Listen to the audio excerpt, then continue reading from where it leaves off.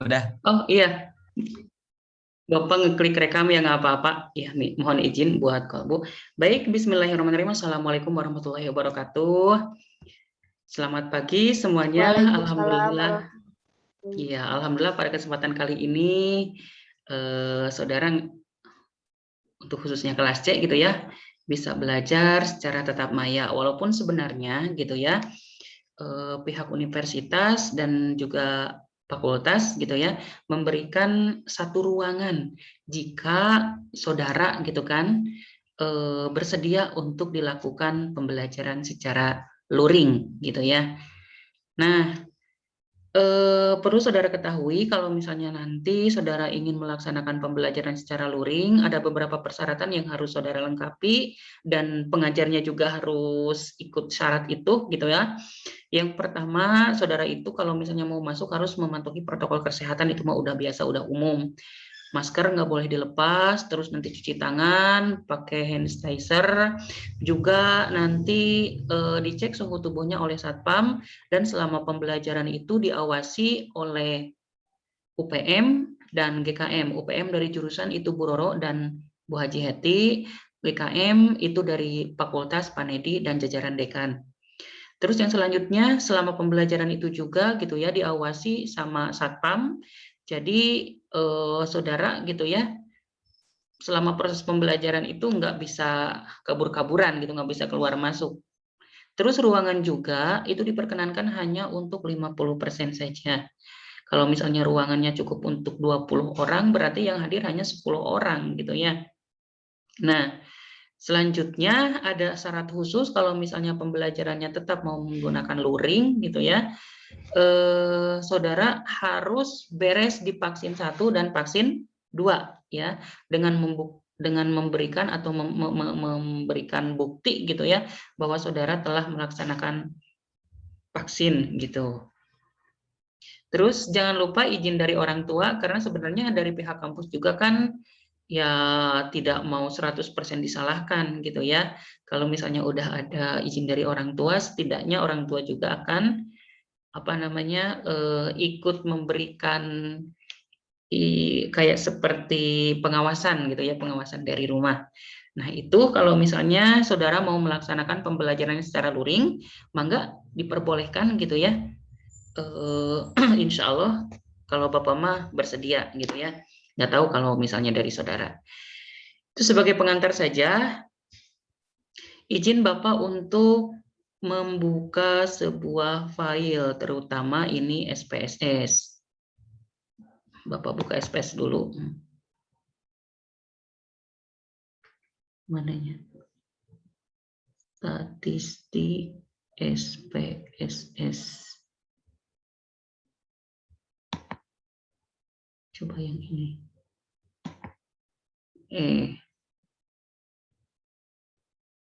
Yang ini mah error. Maaf.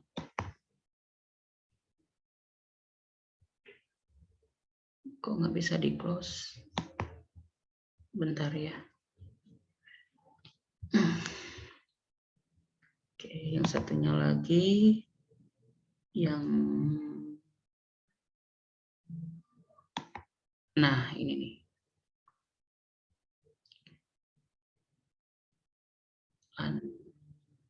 Klik 2.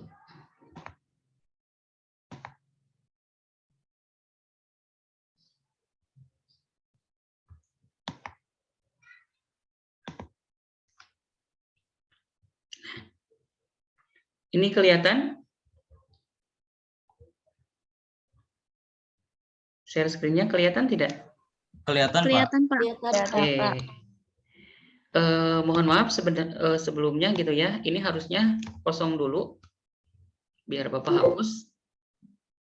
Tapi aduh laptop nanya ya error dihapus teh iya teh jalan tuh tak gini bisa dihapus tapi ayah deui aneh nggak tahu lah. Kalau misalnya langsung di zoom suka gini gitu ya, nggak apa-apa. Jadi ini merupakan tampilan dari SPSS gitu ya. Nah di sini ada file, ada edit, ada view, ada transport dan seterusnya gitu ya. Nah terus yang di bawah itu ada yang dinamakan dengan variabel view, ada yang dinamakan dengan data view. Nah, ini data view seharusnya ini mencantumkan sebuah angka, tapi nggak tahu kenapa ini teh nggak bisa di ini nih tuh. Kursornya nggak bisa berjalan. Mohon maaf nih. Berloading ria ya. Gini nih, agak berat gitu ya. Tuh. Bisa dimasukkan angka-angkanya di sini gitu ya. Angka berapa bebas. Kalau misalnya untuk jawaban responden kayak seperti angket gitu ya. Kalau angket mah rata-ratanya nilainya 1 sampai 5 gitu ya. 1, 2, 3, 4, 5. Kalau 5 itu sangat setuju, kalau 4 itu setuju ya. Kalau 3 itu ragu-ragu, kalau 2 tidak setuju, kalau 1 sangat tidak setuju. Itu kalau misalnya jawabannya yang positif. Tapi kalau misalnya jawabannya yang negatif, kalau misalnya menjawab 1 itu sama halnya dengan sangat setuju. Ini 10 menit lagi, Gening. Nggak apa-apa, Bapak percepatlah. Ya, 10 menit lagi. Nah, di sini untuk kolom yang pertama, saudara sebenarnya nanti bisa mempraktikkan gitu ya, dengan cara saudara harus menginstal dulu. Kenapa Bapak sarankan untuk menginstal SPSS? Karena semua skripsi gitu kan, yang metodenya menggunakan kuantitatif di jurusan pendidikan ekonomi, itu semuanya menggunakan bantuan software SPSS. Pak, boleh nggak menggunakan software yang lain kayak seperti Smart PLS, Lisrael, Stata, EPU, Amos? Silahkan, nggak apa-apa. Tapi kalau menurut Bapak sendiri gitu ya, yang lebih praktis, yang lebih cepat, yang lebih efisien, SPSS. Kalau menurut Bapak, nggak tahu kalau menurut saudara gitu ya, tergantung dari kesenangan saudara gitu ya. Oke, sebenarnya di sini untuk kolom nama gitu kan, ini bisa diganti sesuai dengan keinginan kita ya. Misalnya di sini responden yang digunakan dalam penelitian itu ada 60 siswa gitu kan. Bisa saja di sini namanya, misalnya namanya Ani gitu kan, atau namanya di sini Afka gitu kan, atau siapa bebas. Mau pakai nama atau mau pakai responden 1 gitu kan, mau pakai responden 2 dan seterusnya, atau mau menggunakan variabel 1, variabel 2, terserah. Ini hanya sebagai simbolis saja, tujuannya untuk apa? Supaya nanti di dalam pengolahannya itu mudah untuk membedakannya. Nah, ini ada beberapa kolom yang perlu saudara ketahui, tapi intinya gitu kan, yang sering digunakan itu adalah kolom nama, desimalnya mau berapa desimal, mau 0 desimal atau mau 2 desimal, terserah gitu ya. Terus ini yang selanjutnya posisinya mau di tengah, luas kolomnya mau berapa, namun dia mah berapa spasi gitunya terserah. Itu ini ada luas kolom, terus posisi tulisannya mau di tengah, di pinggir, kiri atau di kanan gitu kan. Terus jenis datanya, apakah datanya berupa skala, ordinal ataupun nominal gitu ya. Nah, ini yang perlu saudara ketahui. Nanti kalau misalnya di sini respondennya ada 200 gitu kan, berarti saudara harus menuliskan satu-satu di sini. Ya, Pak, untuk mempermudah gimana? Ya udahlah, nanti tinggal di copy paste aja dari Excel gitu kan, karena ini bisa diimpor gitu ya datanya. Nanti kalau misalnya mengimpor gitu kan gampang, di sini tinggal file, terus open, opennya datanya di mana nanti diambilnya gitu kan, nanti ngeberebet sendiri gitu kan. Di sini ada 5, 4, 3, 2, 1 gitu kan, itu kalau misalnya angket. Tapi Pak, kalau misalnya datanya berupa data keuangan kan bukan 1, 2, 3, tapi jutaan, miliaran, bahkan triliunan gitu kan. Nah, silakan saudara juga masukkan gitu kan di sini satu persatu. Itu bisa menggunakan cara manual ataupun bisa menggunakan dengan cara impor dari Excel. Nah, nanti disesuaikan dengan perintahnya gitu kan. Nah, di sini perintahnya kan banyak, ada kayak seperti ini nggak bisa digeser ya. Kehalangan nih. Mau ngeklik analyze tapi susah. Nggak apa-apa lah. Pokoknya nama di bentar.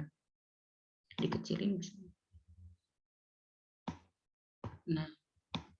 Nah, di sini kan ada analyze, kan? Nah, nanti gitu kan untuk pengolahan datanya, misalnya untuk mengetahui regresi, korelasi, ataupun ingin mengetahui apa namanya, ingin mengetahui besarnya hubungan, ataupun ingin mengetahui data ini normal, data ini linear, data ini terjadi multiko ataukah tidak, misalnya data ini selanjutnya masuk ke persyaratan analisis ataukah tidak, ya, kayak seperti itu. Ini ada beberapa beberapa tampilan gitu yang perlu saudara ketahui. Untuk lebih lanjutnya, kalau nggak salah Bapak sudah mengirimkan ya buku panduannya di grup. Nah, silakan saudara pelajari, terutama ini saudara harus menginstal softwarenya terlebih dahulu gitu ya. Kalau misalnya saudara belum menginstal software, otomatis ya saudara mau mempraktikannya itu gimana gitu ya. Nah, itu yang pertama terkait software yang biasa digunakan di jurusan pendidikan ekonomi khususnya. Terus yang selanjutnya selain software SPSS ada juga ada yang dinamakan dengan menggunakan LISREL gitu ya. Nah, ini bisa juga saudara, kita lihat softwarenya bentar. LISREL. Nah, ini nih. Nah, ini kelihatan. Kebetulan ini juga udah Bapak sharekan di grup gitu ya. Nah, ini software LISREL-nya. Kebetulan Bapak tahun 2019 dulu pernah mengikuti pelatihan gitu ya, pelatihan workshop terkait cara penggunaan model-model statistik dengan menggunakan berbagai software gitu ya. Bisa menggunakan software LISREL, Stata, Amos gitu. Nah, ini ada beberapa langkah gitu ya. Kalau misalnya saudara datanya sudah disimpan, Bapak itu angka 88875 nuk itu naon gitu kan. Nah, itu adalah penilaian dari setiap indikator gitu kan. Kayak seperti ini, untuk mengukur prestasi belajar ada beberapa indikator kan untuk mengetahuinya.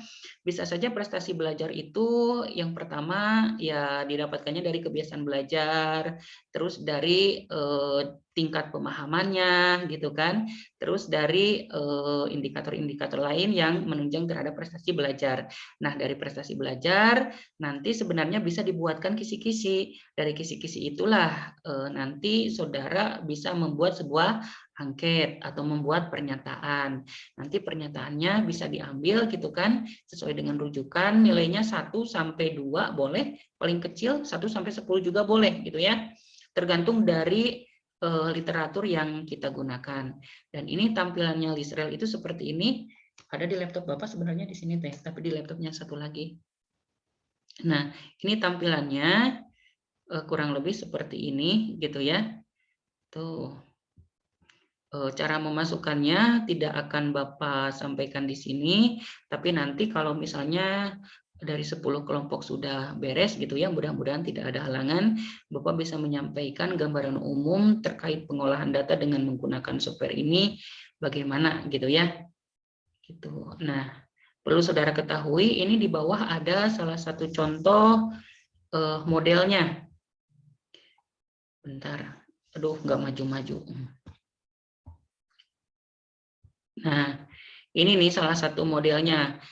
Bedanya dengan SPSS, kalau SPSS hanya berupa angka-angka saja gitu ya. Tapi kalau misalnya di software yang ini bisa langsung digambarkan.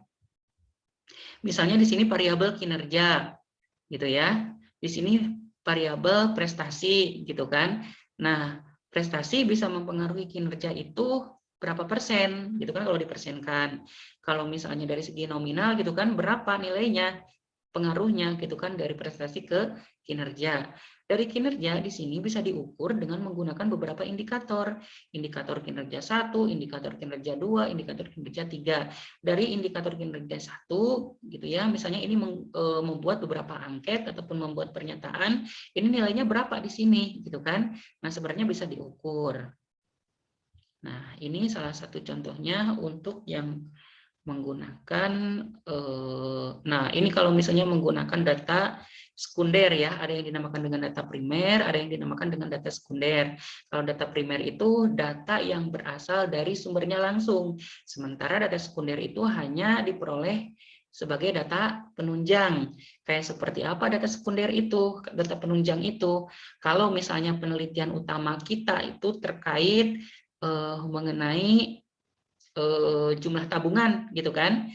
Nah, berarti data-data tabungan itu yang menunjang. Walaupun sebenarnya ada beberapa data sekunder yang bisa mendukung terhadap tabungan. Kenapa sih orang ini tabungannya kok gede gitu kan? Gitu. Bisa dilihat gitu kan data sekundernya. Oh, mungkin karena kreditnya itu lumayan besar. Jadi untuk antisipasi kalau misalnya dia tidak bayar gitu ya, bisa mengambil cicilannya itu dari tabungan gitu ya. Nah, itu kalau misalnya menggunakan data yang sekunder. Baik, yang selanjutnya kita bisa menggunakan software yang ketiga, yaitu dengan menggunakan selain Lisrel tadi, bentar ini loading. Nah, dengan menggunakan Smart PLS ya, Smart PLS. Ini sebenarnya Smart PLS itu